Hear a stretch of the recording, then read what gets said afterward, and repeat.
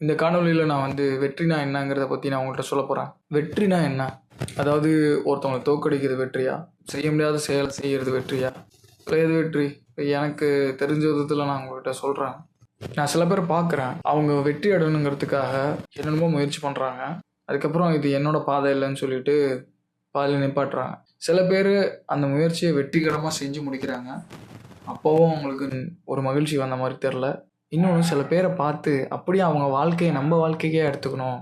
அதாவது வெற்றியாளர்களை பார்த்து அவங்க வாழ்க்கை அப்படி நம்ம வாழ்க்கையை எடுத்துக்கணும்னு நினச்சிக்கிறோம். இப்போ உதாரணத்துக்கு ஒரு வேலைக்கு போகிறது, சொத்து வாங்குறது, காரு, வீடு, சில சொத்துக்கள் வாங்குறது, இல்லைன்னா பிடிச்ச செயல்களை செய்யறது, விருப்பமான வாழ்க்கையை வாழ்கிறது. அதை நம்ம பார்த்துட்டு அதை அப்படியே நம்மளும் வாழணும், நமக்கும் இந்த மாதிரி இருக்கணும்னு சொல்லிட்டு ஒரு மனசுக்குள்ள ஒரு ஃபீல் உருவாக்கி அப்புறம் அது பின்னாடி போகிறது. அது பின்னாடி நேரமும் பணமும் கொஞ்சம் மன உளைச்சலையும் நம்ம பார்த்துட்டு இல்லை இது நமக்கு வராது அப்படின்னு சொல்லி ஒரு சோர்வாயிடும்.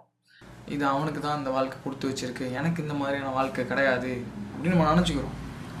ஆனால் அது அப்படி இல்லை. இது எப்படி இருக்குன்னா, அவரோட சட்டையும் பேண்ட்டையும் எடுத்து நம்ம போட்டுக்கிட்டு நமக்கு இது பத்தலை, எனக்கு இது பிடிக்கல அப்படின்னு சொல்கிற மாதிரி. முதல்ல நிதானமாக இருங்க. யார் முதல்ல வெற்றியாளருங்கிறது ஒரு பெரிய கேள்வி. எது வெற்றிங்கிறது ஒரு பெரிய கேள்வி. இப்போ வெற்றினா என்ன? ஒருத்தவனை தோக்கடிக்கணும், அவனை விட நான் பெருசாக இருக்கணும், அவனோட பெஸ்ட்டாக இருக்கணும் அப்படிங்கிறது வெற்றி கிடையாது. வெற்றி நீங்கள் டிஃபைன் பண்ணால் நான் அது முழுமையான வெற்றி இல்லைன்னு சொல்லுவேன். எப்படின்னா, நீங்கள் யாரை ஒருத்தவன் தோக்கடிக்கணுங்கிறக்குள்ள அவரோ, அதை தோக்கடிச்ச அவரோ, அவரை சார்ந்தவரோ உங்களை தோக்கடிக்கிறதுக்காக ஒரு புது ஃபார்மில் வருவார். அப்போ அது ஒரு கேம் மாதிரி, ஒரு விளையாட்டு மாதிரி. நீ தோக்குற, அவங்க ஜெயிக்கிறாங்க, நீ ஜெயிக்கிற, அவங்க தோக்குறாங்கிற மாதிரியான ஒரு விளையாட்டு. ஆனால் நான் சொல்கிறது எப்படின்னா, வெற்றிங்கிறது வெற்றிகரமாக வாழ்கிறது. நீ ஒன்று நினைக்கிற, அது மேலே ஆசைப்படுற, அது நியாயமான ஆசையாக இருக்கும் பட்சத்தில் அதுக்காக நீ உழைக்கிற, அதை நீ அடையிற. நான் உன்னை கஷ்டப்பட்டு வேலை செஞ்சு தான் நீ அடையணும் நான் சொல்லலை. நீ நினைக்கிற, அது உடனே கிடச்சா கூட சந்தோஷம்தான். ஆனால் அது ரொம்ப கஷ்டப்பட்டு கிடச்சா ரொம்ப சந்தோஷம். இந்த கேம் இப்படி தான் வேலை செய்யுது. நமக்கு எவ்வளோ கொடுத்தாலும் சந்தோஷம் வராது. நமக்கு தாகம் எடுத்தால் தான் தண்ணி நல்லாயிருக்கும், பசிச்சாதான் சாப்பாடு நல்லாயிருக்கும். அது மாதிரி வாழ்க்கையில் சில விஷயங்கள் நடந்தால் தான் வாழ்க்கை சுவாரஸ்யமாக இருக்கும். அதோட மதிப்பு தெரியும், அருமை புரியும். ஸோ இதெல்லாம் எதுக்கு சொல்ல வரேன்னா, வெற்றினா என்ன? வெற்றிகரமாக வாழ்கிறதுனா என்னென்னா, யாரையோ காப்பிடிக்கிறதோ, அவங்களோட சட்டையையும் சாப்பாடையும் பிடுங்கி போட்டுக்கிறதோ கிடையாது. எனக்கு என்ன வேணும்? உண்மையிலே எனக்கு என்ன வேணும்? நான் யார்? எனக்கு எந்த பாதை கரெக்டாக இருக்கும்? இந்த பாதை எனக்கு போதுமா போதாதா? அவர் என்னோட பெரிய பாதையை சூஸ் பண்ணியிருக்காரு, அவர் என்னோட பெரிய வாழ்க்கையை வாழ்கிறாரு.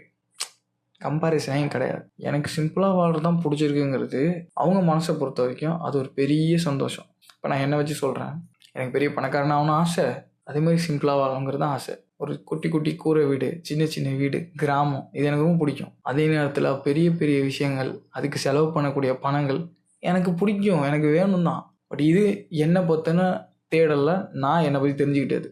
இதே தான் உங்களுக்கு நான் சஜஸ்ட் பண்ணுறேன், உங்களுக்கும் நான் பரிந்துரைக்கிறேன். உங்கள் வாழ்க்கை முழுக்க முழுக்க உங்களுக்கு என்ன தேவை? அது ஒரு ஓய்வாக இருக்கலாம், நல்ல உணவாக இருக்கலாம், உடற்பயிற்சியாக இருக்கலாம், 4 பேரை பார்த்து பேசுகிறதா இருக்கலாம், சுற்றுப்பயணம் போகிறதா இருக்கலாம். நிறையா இருக்குது. உலகம் ரொம்ப பெருசு, வாழ்க்கை ரொம்ப அழகானது. இன்றைக்கி மதியானம் என்ன சாப்பாடு, நாளைக்கு என்ன சாப்பாடு, அந்த சாப்பாடை எவ்வளோ என்ஜாய் பண்ணி சாப்பிட்லாம் தெரியுமா? பிடிச்சமான சாப்பாடு எடுத்து ஒரு டிஃபன் பாக்ஸில் வச்சுக்கிட்டு சைக்கிளில் கொஞ்சம் தூரம் போய் ஒரு மரத்தடியில் உட்காந்து சாப்பிட்லாம். உங்கள் நண்பர்களை கூப்பிட்டு உட்கார வச்சு சாப்பிட்லாம். அவங்களே அந்த பழக்கத்துக்கு வர வைக்கலாம். இப்போ எல்லாரும் போகிற பாதையிலே நான் போவேங்கிற ஒரு எண்ணத்தை தூக்கி போடுங்க. இப்போ நான் ஒரு மஞ்சள் பை எடுத்துகிட்டு போகிறேன்னா, அந்த பையை பார்த்துட்டு இவனா மஞ்சள் பையை தூக்கிட்டு போகிறான் அப்படின்னு நீங்கள் நினைக்கலாம்.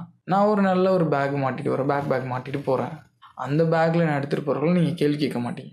ஆனால் அறிவியல் பூர்வமாக இது ரெண்டுத்துலேயும் பொருள் எடுத்துகிட்டு போக முடியும். இந்த மஞ்சள் பையை நான் எங்கே வேணால் தூக்கி போட்டுடலாம், எனக்கு பிரச்சனை கிடையாது.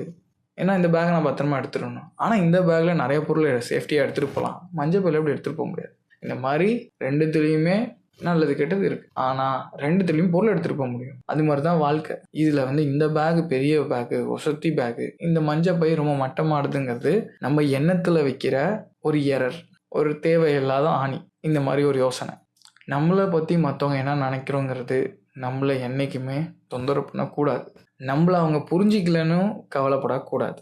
ஸோ இந்த வீடியோவில் நான் இன்னும் பெருசாக எலாபரேட்டாக போயிட்டுருக்கேன். பட் இந்த வீடியோவில் நான் சொல்ல வேண்டிய விஷயம், வெற்றினா நம்ம வாழ்க்கையில் நமக்கு பிடிச்ச நியாயமான விஷயங்களை அடையிறது, அதில் மகிழ்ச்சியாக இருக்கிறது தான் வெற்றி. ஸோ வெற்றிகரமான வாழ்க்கையை வாழுங்க.